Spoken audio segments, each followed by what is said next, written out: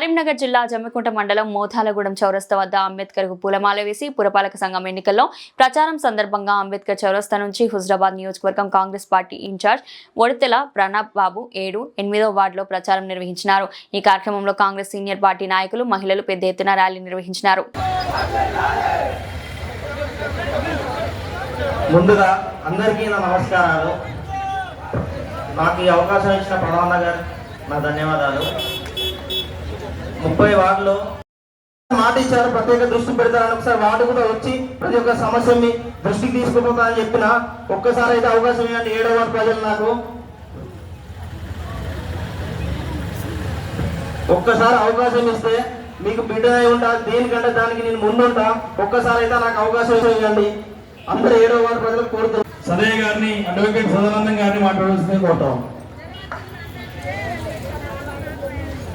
జమ్మికుంట పురపాలక సంఘం పరిధిలో ఎలక్షన్ జరగబోతా ఉన్నాయి। ఆ సందర్భంలో మా ప్రియతమ నాయకులు హుజరాబాద్ నియోజకవర్గ కాంగ్రెస్ పార్టీ ఇన్ఛార్జి ప్రణబ్ బాబు గారి నాయకత్వంలో 30 వార్డులలో పెద్ద ఎత్తున ప్రచారం నిర్వహిస్తూ ఉన్నారు। ఈరోజు మరి 7 అదేవిధంగా నేను నా పేరు ములుగురు సదయ్య, వకీల్గా పనిచేస్తూ కాంగ్రెస్ పార్టీలో గత 20 ఏళ్ల నుంచి పార్టీ కొరకు జమ్మికుంట పట్టణ ప్రజల సమస్యల గురించి ఎల్లవేళలా స్పందిస్తూ ప్రభుత్వం దృష్టికి గతంలో ప్రతిపక్ష పాత్ర నిర్వహించి కాంగ్రెస్ పార్టీకి మరి ప్రజలకు ప్రత్యక్షంగా పరోక్షంగా సేవలు చేస్తూ ఉన్నాను।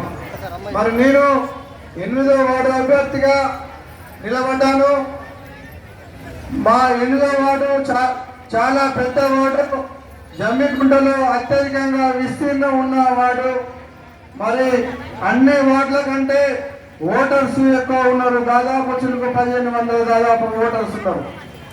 మరి ఈ సమావేశానికి వచ్చిన నా ఓటర్ మహాశైలకు మరి ప్రత్యక్షంగా కానీ పరోక్షంగానే నాకు సహాయ సహకారాలు ఇస్తున్న మీ అందరికీ, మరి ఇక్కడికి వచ్చిన మహిళా సోదరులకు, మరి మిత్రులకు అందరికీ పాదాభివందనం తెలియజేస్తూ, మన రాష్ట్రంలో రేవంత్ రెడ్డి గారి నాయకత్వంలో కాంగ్రెస్ పరిపాలన ఉన్నది। ఈ పరిపాలనలో భాగంగా మున్సిపాలిటీకి ఎన్నో నిధులు ఇవ్వడం జరిగింది। అదేవిధంగా 8వ వార్డు 2 విభాగాలుగా విభజించి ఉన్నది। ఒక విభాగం మనం ఉన్న ఈ ప్రాంతం నుంచి వెళ్ళి అక్కడ Ambedkar colony, Ambedkar community hall వరకు కూడా ఉన్నది కాబట్టి అక్కడ అంబేద్కర్ కాలనీలో మరి ఏదైనా దళిత బంధు ఉందో ఆ దళిత బంధు ఇచ్చే బాధ్యత కాంగ్రెస్ పార్టీ తీసుకుంటుందని ఈ సందర్భంగా తెలియజేస్తూ ఉన్నాం।